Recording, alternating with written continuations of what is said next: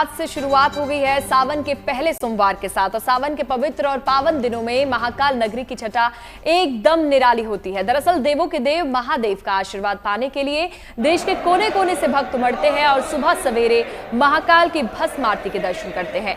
महाकाल की भस्म आरती हालांकि हर दिन एकदम भव्य और दिव्य होती है, लेकिन सावन के महीने में भगवान शिव की सीधी कृपा बरसती है और मौका पहले सोमवार का है तो आज के दिन की छटा तो निराली है ही।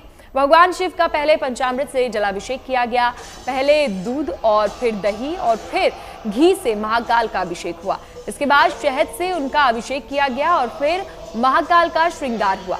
इस बीच मंदिर परिसर का कोना कोना शिव में नजर आया। यही वजह है कि सुबह 3 बजे होने वाली भस्म आरती के लिए हजारों लोग पहुंचते हैं और भोलेनाथ का आशीर्वाद लेते हैं।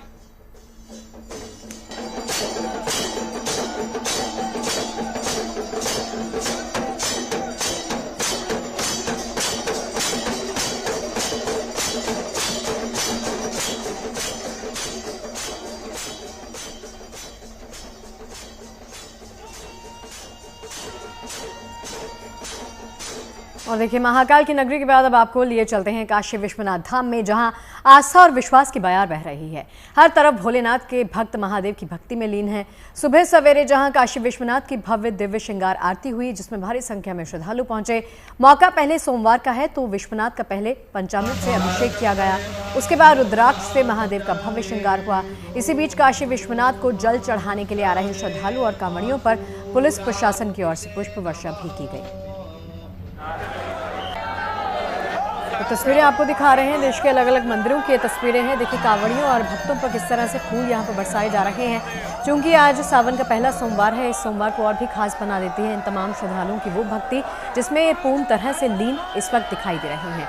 दूसरी तस्वीर आप देख सकते हैं, काशी विश्वनाथ मंदिर की तस्वीर है, जहाँ पर भक्तों पर पुष्प वर्षा की गई और पुष्प बरसाते हुए तमाम अधिकारियों को और पुलिस वालों को भी आप देख सकते हैं।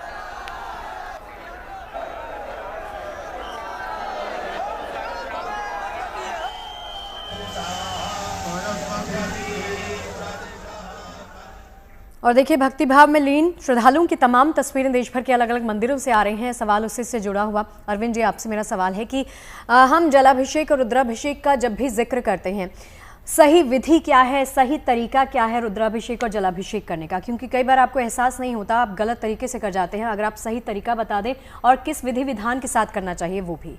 देखिए, भगवान शिव को जो जल अर्पित करते हैं उसका सही विधान देखिए कि आप लोग जो एक स्टील का पात्र ले जाते हैं, स्टील का जो लोटा ले जाते हैं, ये गलत है। स्टील की जगह आप जो है पीतल का जो है धातु चयन करें, पीतल का लोटा ले जाएं।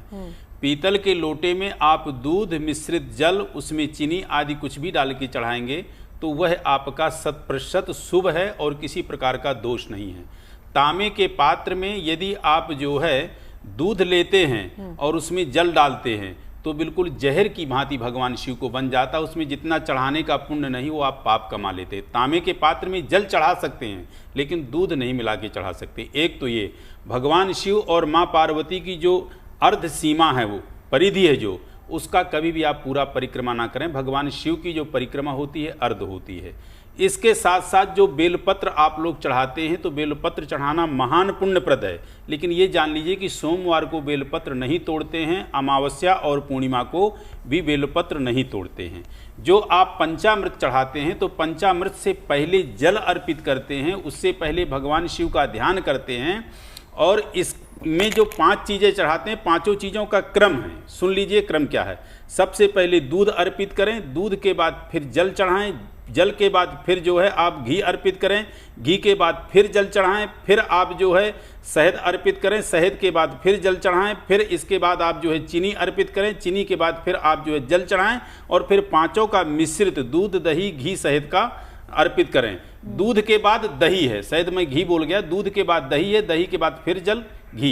इन 5 का लाभ क्या है? दूध जो चढ़ाते हैं तो कहते हैं दूधो नहाओ पूतो फलो, धन धान्य की वृद्धि भी होती है और संतान की मेन प्राप्ति होती है। अरविंद जी, गुलाल भी चढ़ाया जाता है क्या? जी हाँ, गुलाल भी चढ़ाते हैं, जिसको कुमकुम कहते हैं। और ये ध्यान रखेंगे कि भगवान जो है हनुमान और गणेश जी को ही सिंदूर चढ़ता है, बाकी सिंदूर नहीं चढ़ता है। भगवान शिव को जो सिंदूर चढ़ाते हो तो माँ गौरी के साथ में जब उनका पूजन होता है सिंदूर तभी चढ़ता है, नहीं तो किसी भी देवता को, इन 2 देवताओं को छोड़ के हनुमान और गणेश जी को छोड़ के सिंदूर किसी को नहीं चढ़ता है।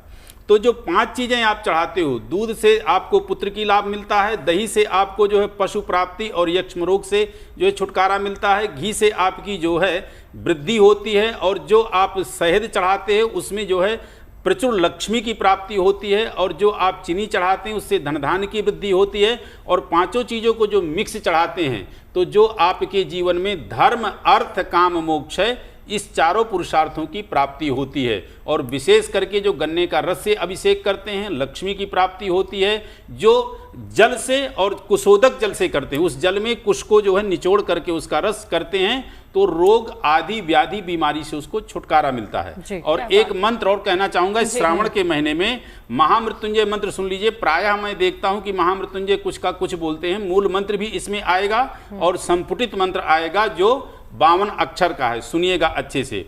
ओं ह्रौं जूं क्षः ओं भूर्भुवः स्वः ओं त्र्यंबकं जजामहे सुगंधिं पुष्टिवर्धनम् उर्वारुकमिव बन्धनान् मृत्योर्मुक्षीयमामृतात्। ओम स्वः भुवः भूः सः जूं ह्रौं ओं। ये यदि एक माला कोई व्यक्ति कर ले 11 बार 21 बार, तो ये आप पूरे श्रद्धा और निष्ठा के साथ कीजिए। सच कहता हूं कि किसी भी प्रकार की विपदा, किसी भी प्रकार की बीमारी, किसी भी प्रकार की दरिद्रता आपके जीवन में नहीं रहेगी।